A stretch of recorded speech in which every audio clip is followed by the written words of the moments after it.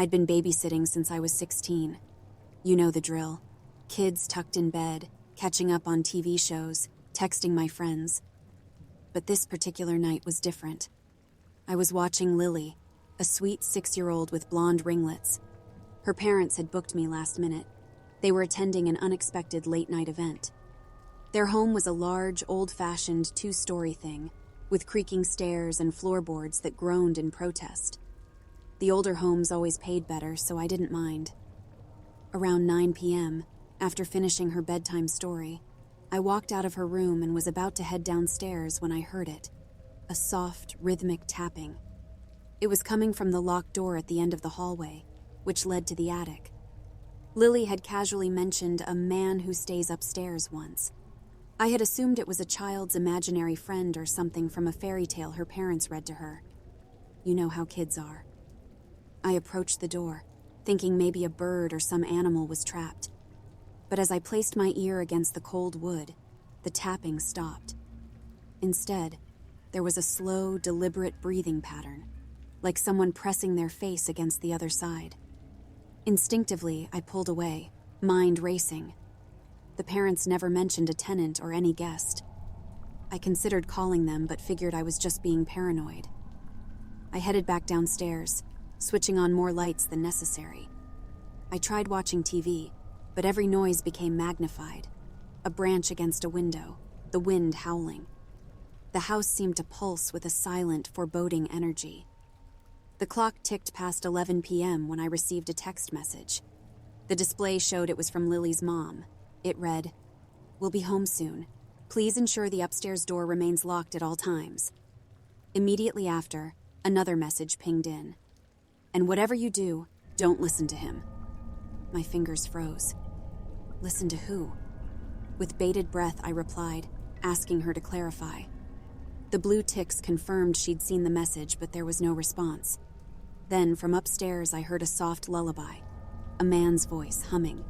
It grew louder, mixed with the gentle sound of footsteps moving from the attic door towards Lily's room. Panic surged as I raced upstairs. Outside Lily's door, I could hear her talking, her voice shaky. "No, I can't let you out. My babysitter's here." Without thinking, I barged in.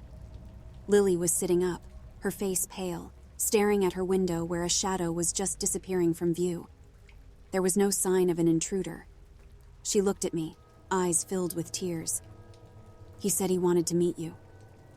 We heard a loud bang from the hallway, like a weight slamming against the attic door.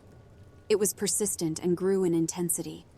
I grabbed Lily and locked her room, dialing 911. But instead of a dispatcher, a raspy voice answered, "You shouldn't have come here." I ended the call, feeling a sense of overwhelming dread. The banging stopped. It was replaced by the sound of the attic door unlocking and creaking open. Desperate, I looked for an escape route. Lily pointed to her closet, whispering, "There's a hidden way to the ground floor. My dad made it for hide and seek." We silently made our way inside, and she showed me a small trap door. We climbed down, emerging in the living room. The front door was just a few steps away, but then the chilling voice echoed from the stairway. "Leaving so soon?" We bolted for the door, flinging it open. The cold night air greeted us as we ran towards the neighbors. I glanced back once to see a silhouette standing at the window, watching. The police arrived quickly. They searched the house but found no one. The attic was empty except for a chair facing the locked door, its seat worn, as if it had been used frequently. Lily's parents arrived, horrified. They'd never sent me any texts. They knew nothing about any man upstairs. The officers concluded there was a squatter living in the house unbeknownst to the family. They found small evidences, scraps of food, an old blanket, and disturbingly, a set of pictures of all the babysitters who had worked there, myself included. Mine had a note on the back. "She's next." The incident left me traumatized. I gave up babysitting and often found myself waking up in cold sweats, the haunting lullaby echoing in my ears. Months later, a friend sent me a link to a news article. In the 1950s, there was a man in our town known to stalk babysitters, believing one of them was responsible for his daughter's death.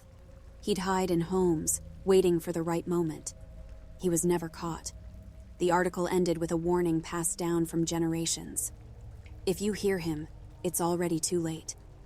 Now, I always check upstairs, and I never stay alone. Because somewhere out there, he's still waiting, humming his lullaby, and I fear our paths might cross again.